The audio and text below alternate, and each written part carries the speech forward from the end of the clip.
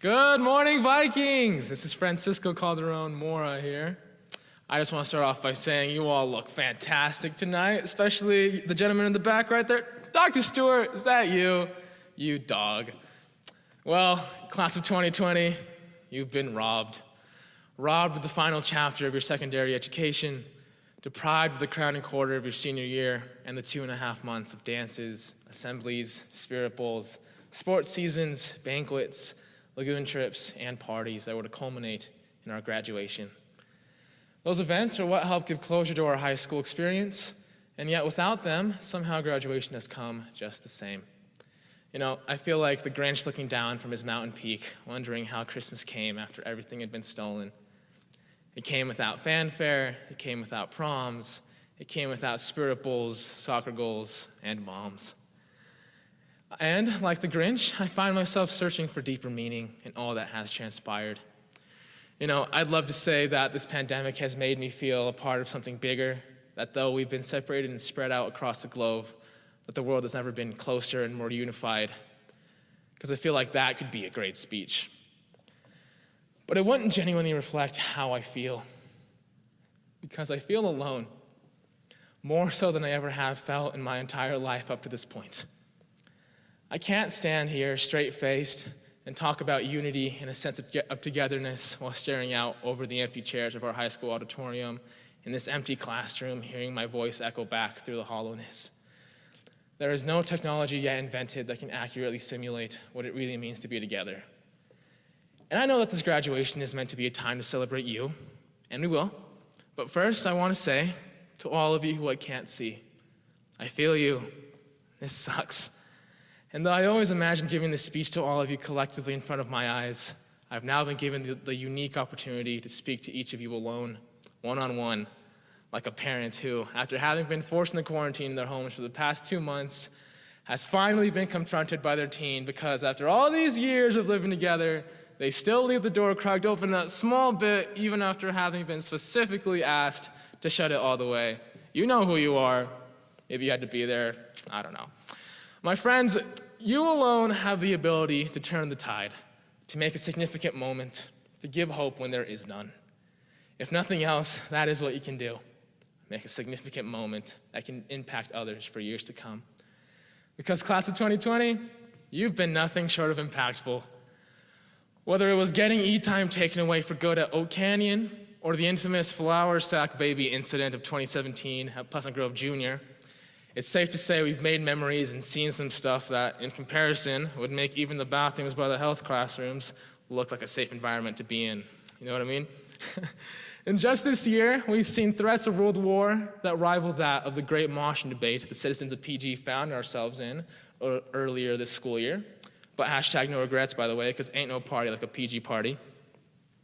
We've seen forest fires hotter than the classrooms in the English and language arts hallways. We've seen the rise of TikTok stars and the fall of Tiger Kings. Needless to say, we've seen more drama than The Bachelor did when Peter broke off his engagement with Hannah A. Hashtag Team Madison, by the way. And we may or may not be more guilty of some things than Carol Baskin is of feeding her husband to the tigers. We all know the truth. Come on, guys.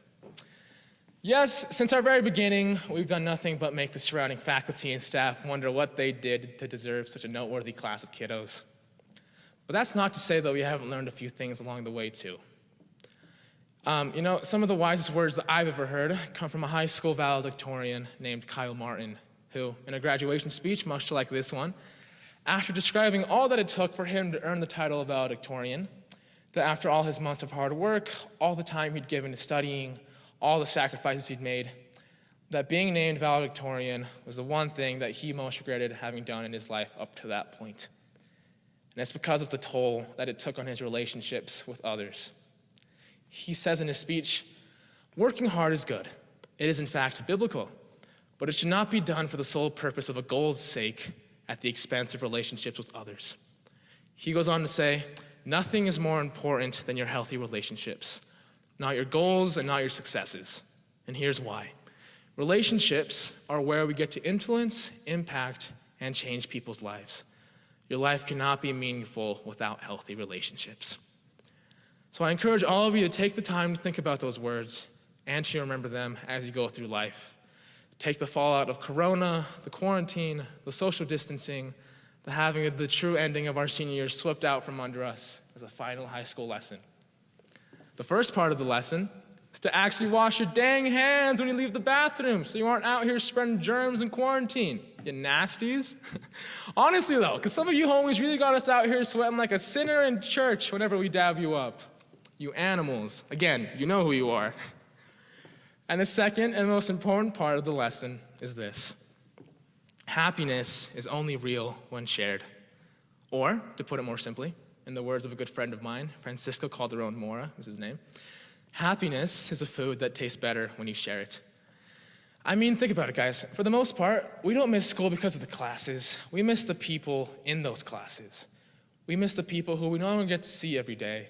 We miss our daily routine, and we regret taking for granted the company and presence of people that truly made an impact on us. Talk show host and comedian Trevor Noah, in his book, Born a Crime, when talking about his past, says, "I don't regret anything I've ever done in my life, any choice I've made.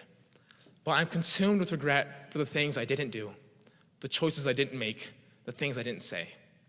We spend so much time being afraid of failure, afraid of rejection, but regret is the thing we should fear most. Because failure is an answer, rejection is an answer, but regret is an eternal question you will never have the answer to.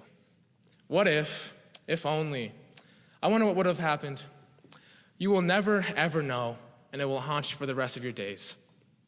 So I challenge all of you, strive to live a life without unanswered questions or undeveloped relationships. Take the time to think about what's really important in life. Say I love you way too much. Remember that no amount of money will ever buy a second of time. Do this, and I promise you, you'll find yourself living a life with depth and real meaning. I miss you guys. I miss my PG fam. You're my friends, my family, my people.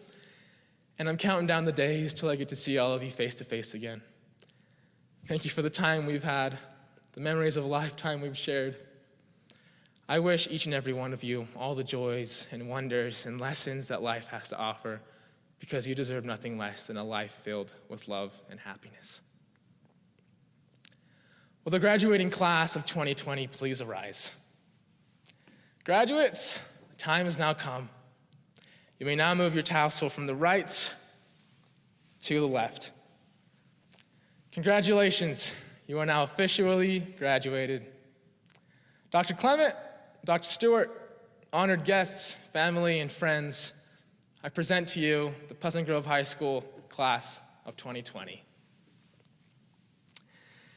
In the words of my predecessor, the great Seth Jacob Payne, in case I don't see ya, good afternoon, good evening, and good night. I love you all. Thank you.